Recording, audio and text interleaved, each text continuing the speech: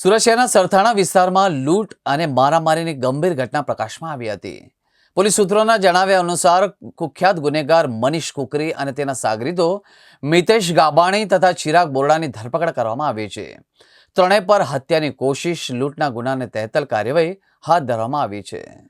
સુરત શહેરના સરથાણા વિસ્તારમાં hotel white હાઉસમાં ઘટેલી લૂંટ અને હત્યાના પ્રયાસની ઘટનાએ શહેરમાં ચકચાર મચાવી દીધી હતી.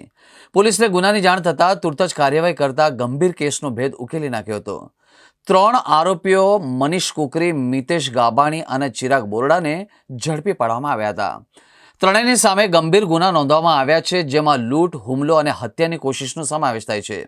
પોલીસે આરોપીઓની હાજરીમાં જ ઘટનાની જગ્યાએ રિકન્સ્ટ્રક્શન કરીને સમગ્ર ઘટનાક્રમ પુનઃ રજૂ કર્યો હતો.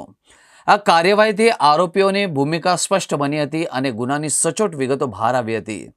પોલીસનું કહેવું છે કે રિકન્સ્ટ્રક્શનથી આરોપીઓના નિવેદનો અને સીસીટીવી ફૂટેજ વચ્ચે સમાનતા જોવા મળી હતી.